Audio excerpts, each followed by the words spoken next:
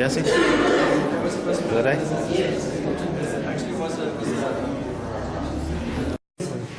Honorable guests, I'd like to start off by greeting you with the universal Islamic greeting of peace. Assalamu alaikum wa rahmatullahi wa barakatuh. May the peace, mercy and blessings of God Almighty be on all of you. I bid you welcome to this evening's program, which is a dialogue between two senior international scholars on comparative religion representing their respective faiths. We are pleased to have with us this evening from Phoenix, the United States, Dr. James White, and our local man, Brother Bashir Vanya. The topic for tonight's dialogue is, who is the true founder of Christianity, Jesus or Paul? I think between the Muslims and the Christians, there appears to be some bone of contention as to what role Paul had played after Jesus Christ. So hopefully this evening we will hear some exciting arguments and intellectual and scholarly debates presenting those particular arguments. My name is Mohammed Kuvadia and I will be your chair for this evening. The house rules for this evening include that I as the chairperson must be respected at all times. Speakers have been allocated time limits and they will strictly adhere to the time allocations. Questions by audience members must not be longer than 1 minute and must be strictly relevant to the topic. The meetings will be conducted in an orderly, respectful and dignified manner. Applause for speakers should only take place after the speaker has concluded his address. Chanting, heckling and the like are strictly forbidden. Both the audience and the participants must comply with these arrangements. For security reasons, no weapons will be allowed. Any journalists reporting on this event must be objective. They should seek comments from panelists on both the Muslim and the Christian sides, and objective reporting is therefore strongly encouraged. The format for this evening's program is as follows. We will have our first speaker, Bashir Vanya, introduce the topic to us for a period of 30 minutes. Brother Farhan is our timekeeper on the extreme left. He will buzz us in at 8 minutes before the conclusion of the time, and again at 1 minute. The second speaker will be Dr. James, and he will also talk for 30 minutes. The first speaker, Bashir, will rebut for 10 minutes and then followed by a further rebuttal by Dr. James White of 10 minutes. We then will have a second rebuttal of 5 minutes each between the speakers. Ladies and gentlemen, thereafter we'll have a crossfire where each speaker will be had an opportunity to pose questions to each other, but this will take no longer than 10 minutes. Question time should run between 20 and 30 minutes, and I urge all of us, if you want to prepare a question, to come forward then at that particular forum and ask the question directly to the speaker. Thereafter, we'll have a final summation for 5 minutes between the speakers. Ladies and gentlemen, the first speaker then will be Bashir Vanya. Bashir Vanya is a local man. He's from Malaysia. He's the director of the Islamic Information Center. He has debated many national and international apologists. He's written very many booklets and articles on Islam and comparative religion. Ladies and gentlemen, let's welcome Bashir Vanya.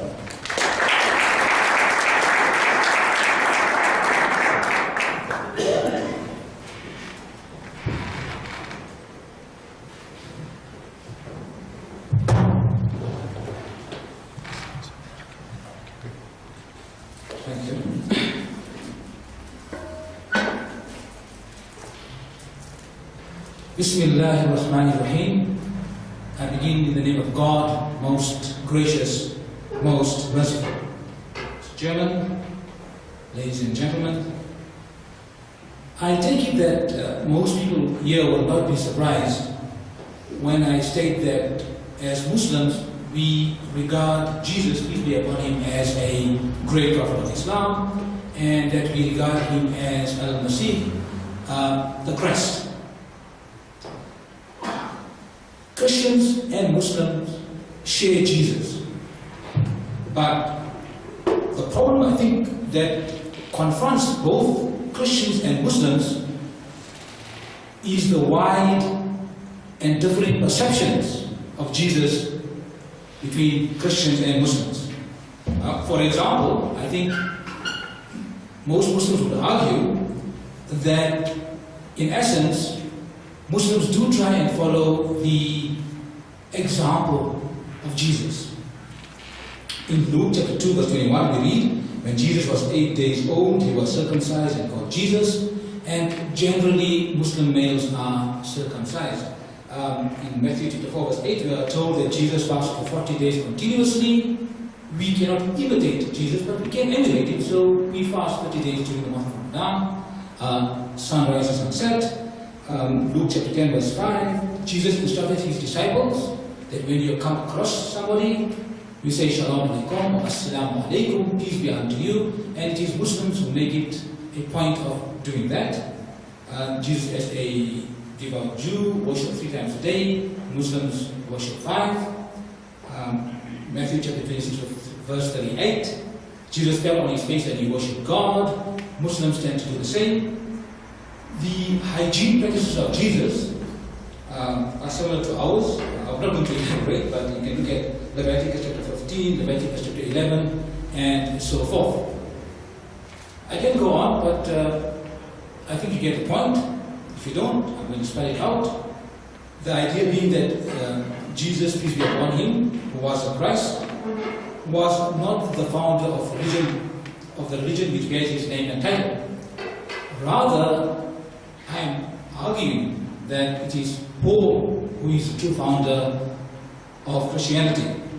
It's not a new idea, but I'd like to approach it from a theological perspective. I understand that many Muslims do not know Paul.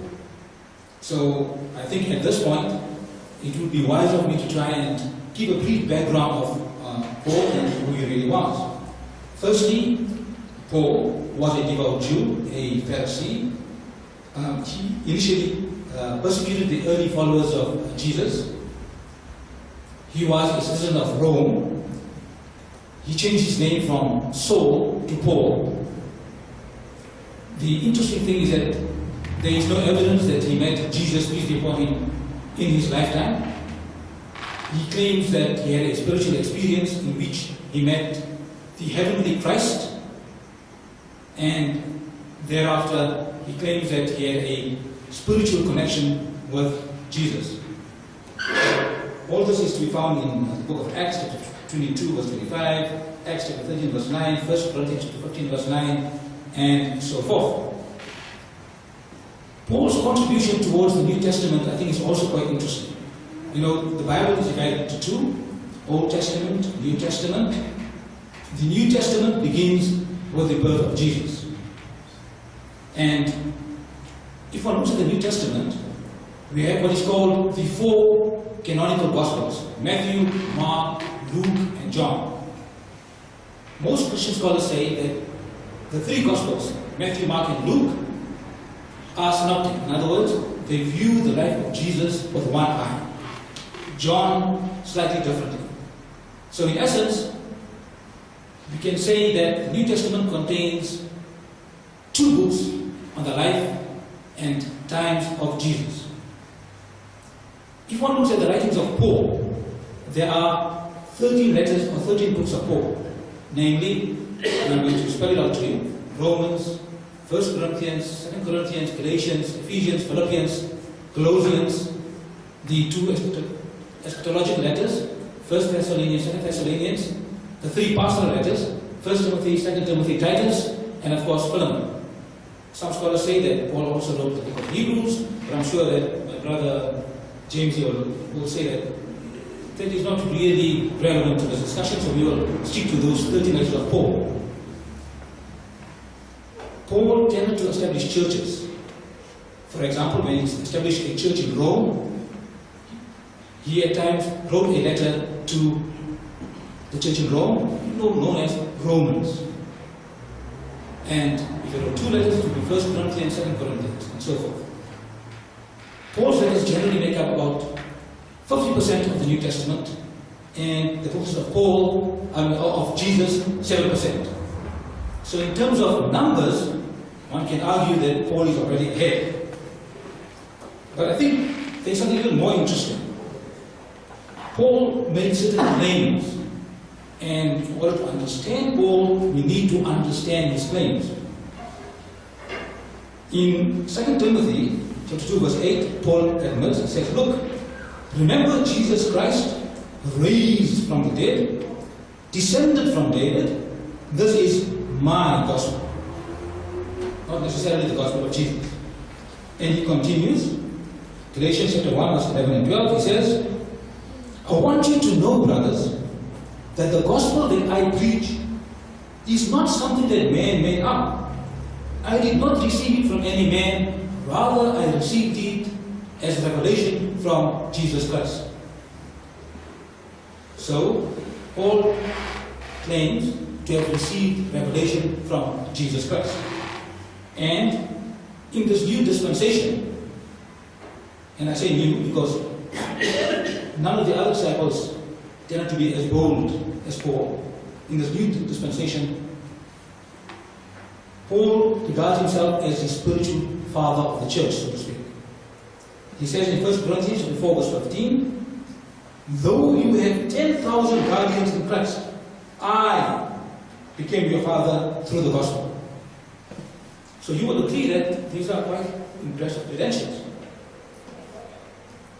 The problem is that many of the followers of the early church had their doubts about Paul. And in 2 Corinthians chapter 13, verse 3, towards the end of 2 Corinthians, Paul challenges this. He says, how dare you question my authority? Why are you questioning the fact that I am receiving revelation from Jesus? And if one looks at 1 Corinthians, we find that this kind of created some confusion. Because Paul writes there, he says, there are quarrels amongst you, my brothers. Some of you say, I follow Paul. Others say, I follow Peter. Others say, I follow Jesus. Now folks, there not be any quarrels amongst us. I think Jesus set a standard from which we can judge truth from falsehood. Listen, in the Gospel of John 13, verse 16, Jesus asserts, he says, truly, truly I say unto you, a servant is not greater than the master. So, the implications of Jesus' statement are quite clear, I think. He's stating that, look, if Jesus the master gives a ruling, and the servant, his disciple, contradicts that statement, then the teaching of the master takes precedence. Now, I just want to know, right here and now, if there are any of my Christian brothers and sisters object to the standard of Jesus. If you do, lift up your hands. No? Excellent. Now we can continue. Now, to gain clarity between the teachings of Jesus and Paul, I think the best thing to do is to put these teachings side by side. And in so doing, I intend to deal with the fundamentals or the pillars of Christianity. Namely, firstly, the concept of God. Then the idea of atonement, the concept of salvation, the importance of the laws of Moses, that is the Mosaic law. And finally, if we have time, I'll look at briefly at some additional issues. Let us start with the core issue, the concept of God. Mark chapter 12, verse 29, a scribe comes to Jesus and says very humbly, "Good master, what is the first commandment?" Jesus replies, "Hear, O Israel, the Lord our God, the Lord is one." Called the Great Shema, the Great Call. It is the call of all the prophets from Adam right up to Jesus. Jesus does not bother and he does not define or redefine monotheism. In Hebrew, Yahweh Eloheinu Yahweh Echad, Kul Huwallahu Ahad, saying God alone is one. Paul, on the other hand, he takes the simple concept of monotheism in a whole new direction. Instead of the Shema, he emphasizes and develops a new article of faith, namely the Carmen Christi, the hymn of Jesus. In Philippians chapter 2, verse 5 to 8, Paul says, "Even though Jesus was in the form of God, he emptied himself, taking the form of a servant and the likeness of man." So Jesus emptied himself of his divinity. This process is known as kenosis. So clearly this idea of a man God, or God emptying himself of his divinity, is something new, not sanctioned by Jesus, at least not in the words of Jesus. Now the question is, whose definition are we prepared to accept? The master's or the servant? For me as a Muslim, that's easy to answer. Paul continues. In Colossians chapter 2 verse 9, Paul says boldly, he says, "For in Christ all the fullness of deity lives in bodily form." Now if you take this text literally, it means that Jesus is co-equal and co-eternal with God. He is truly God and truly man. This is known as the hypostatic union. Arius, a Unitarian, he says, "But how can this be? We have the Father and the Son. A father is somebody who gives life. A son is somebody who receives life. So how can the Son be equal to the Father?" Jesus, peace be upon him, himself says, John 14 verse 28, he says, "My Father is greater than I." So Jesus does not claim equality with God. Indeed, if one looks at the Quran, chapter 5 verse 119, the Quran depicts a scene on the Day of Judgment, where God Almighty is going to question Jesus and say, "O Jesus, son of Mary," and the Arabic is quite interesting. The word here is "Kulta anta." Kulta means you said, anta, you, that, "O Jesus, son of Mary, did you yourself say that you are God?" I know other people are saying, the implication is, I want to know from you, did you yourself say that? That worship me and another as God? That Jesus will say, "Glory be to thee. Never would I say what I have no right to say." And indeed, if I peruse the words of Jesus in the canonical Gospels, nowhere does Jesus say, "I am God," or "worship me." So, I think again, we have a problem between what Jesus said and what Paul said.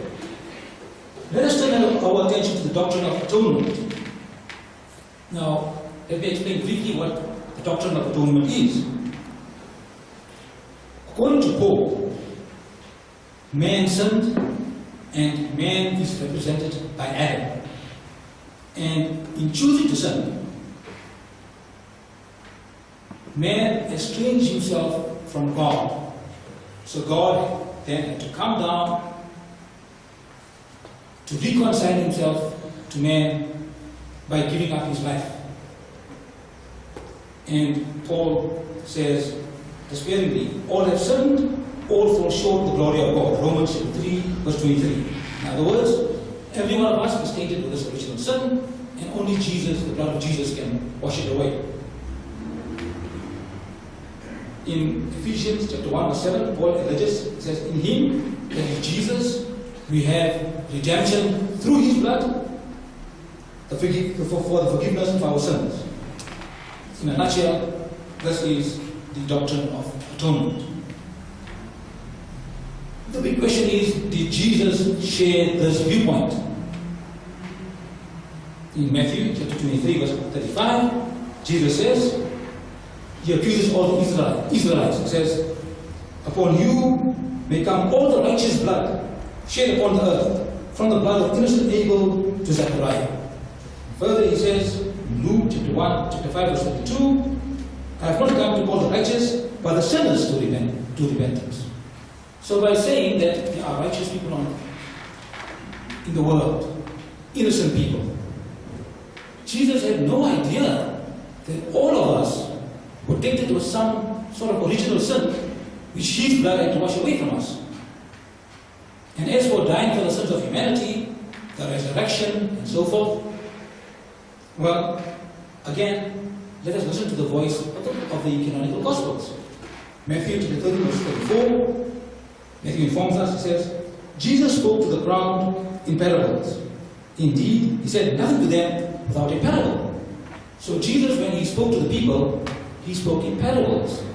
Now, a parable really is a little story with a moral attached to it. For example, the fox and the grapes. Once upon a time, a fox was walking along, he sees a delicious bunch of grapes, he jumps out, he tries to reach it, he cannot reach it, and in his fury he says, those grapes are sour anyway.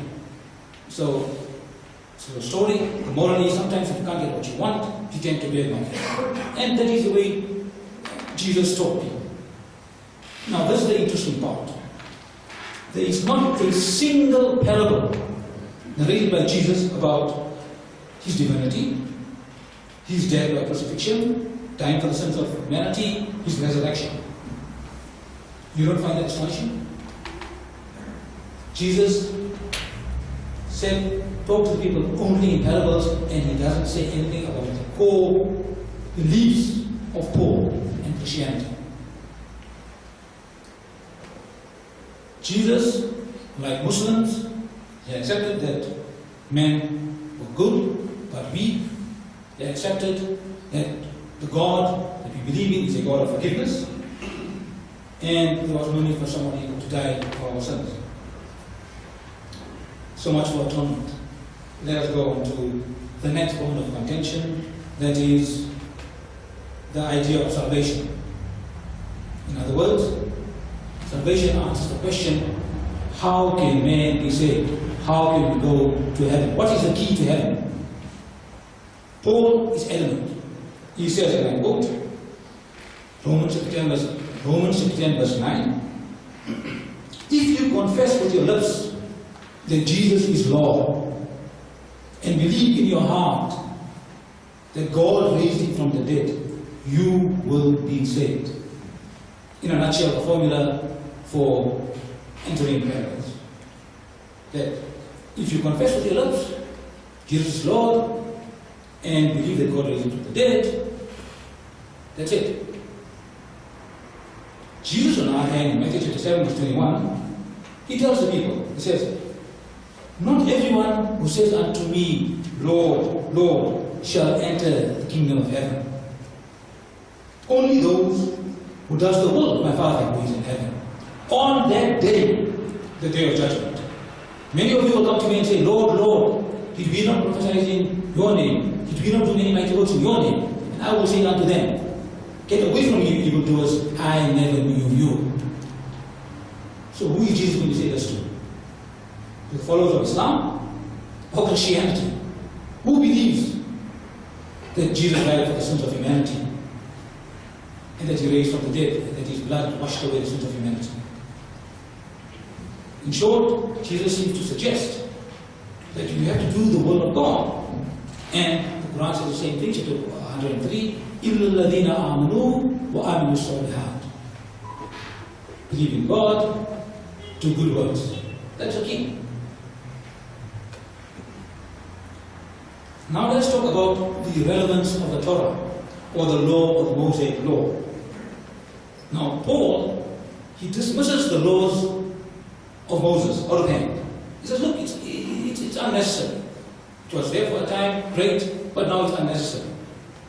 And I'm quoting here, Galatians chapter 2, verse 16, he says, a man is not justified by works of the law, but through faith in Jesus Christ. We believe in Christ Jesus in order to be justified by faith in Christ and not by the works of the law, because the works of the law shall no one be justified. In other words, look, the fundamentals of the Mosaic law, all the rules, the tiresome rules, regulations, not necessary. You believe in Jesus, somehow the Holy Spirit will enter you, you will do generally good works, and that's enough. Forget the law of Moses. Now,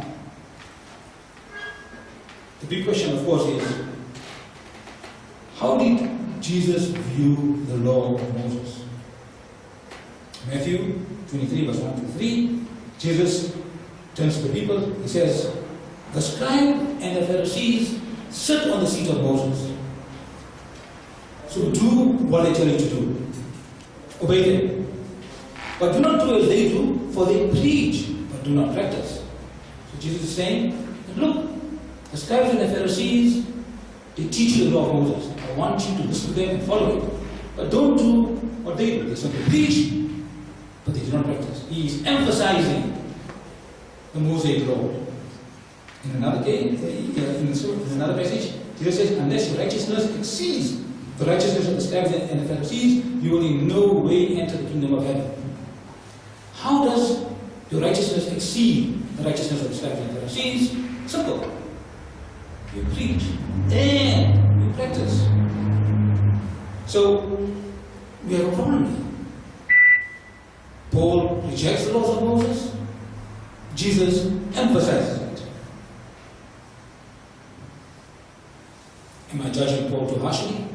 I don't know. Look, Peter, study Peter, chapter 3, verse 16. Peter says, there are things hard to understand from Paul's letters. He says, Paul is very difficult to understand. Well, yes. Some people will argue that that is the genius of Paul. But let us look at some of the interesting passages of Paul. To the church in Rome, Paul advised, he said, look, bless those that persecute you. Romans 12, verse 14. Now, good advice. In Galatians, Paul responds differently.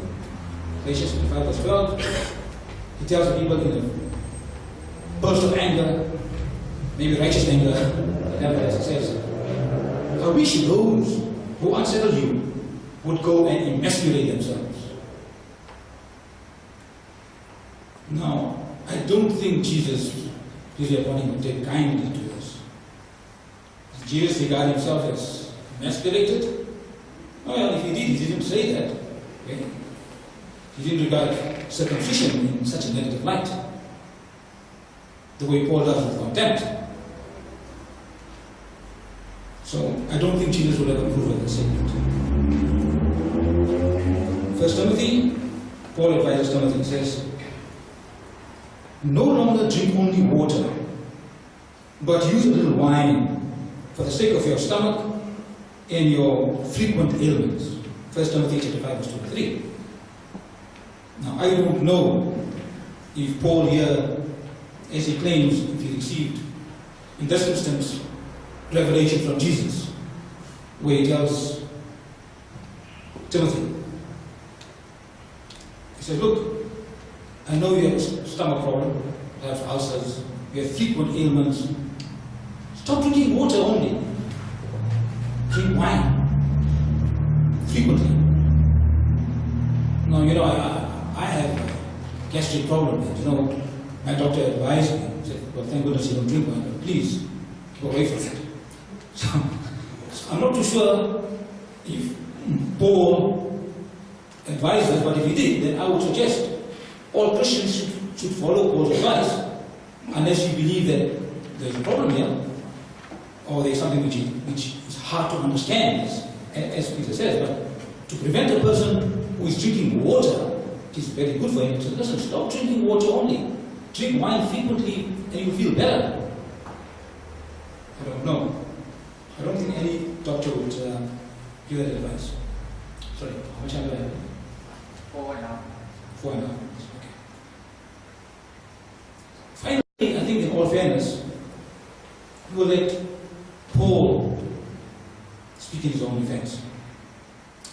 In 1 Corinthians chapter 12, verse 3, Paul sternly says, he says, "Therefore I want you to understand that no one speaking by the Spirit of God ever says, 'Jesus be cursed.'" And except if you're speaking by the Spirit of God, you can't say Jesus is cursed, was cursed, cursed be Jesus. Wrong. Accept that. Now, it's interesting, I think, that Paul, on that basis, cannot be speaking by the Spirit of God.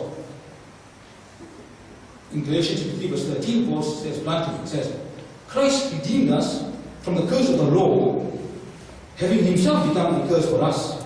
For it is written, 'Cursed be everyone who hangs on a tree.'" Mosaic law. Crucified or cursed. So he said, look, Jesus was cursed. He became a curse for us in order to redeem us. So it's a real problem here. On the one hand, he says you cannot be speaking by the Spirit of God. If he says Jesus was cursed or he's cursed, on the other hand, he says, hold on. The essence of his teachings is that Jesus was cursed. He became a curse for us. In 1 Corinthians 10, verse 40, Paul says, "I think I have the Spirit of God." Well, maybe he does. But the problem is that the Spirit of God that Jesus had and he had seems to be clashing quite violently. And I need to go back. I asked you, I said, look, are you happy with the standard set by Jesus? And you all said yes. And I tried to demonstrate, and I'm sure my brother James will try to prove me wrong, but I've tried to demonstrate that there is a direct clash between the teachings of Jesus while he walked this earth and the teachings of Paul. And I think that the ultimate question is, who do you accept? The teachings of Jesus or Paul? And I'm going to ask you to be the judge for now. Thank you so much.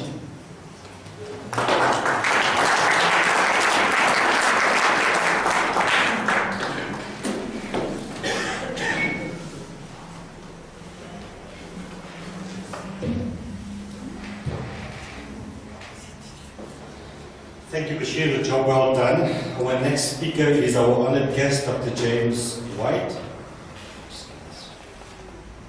Introduction to James White. He's the director of Alpha and Omega Ministries, a Christian apologetics organization based in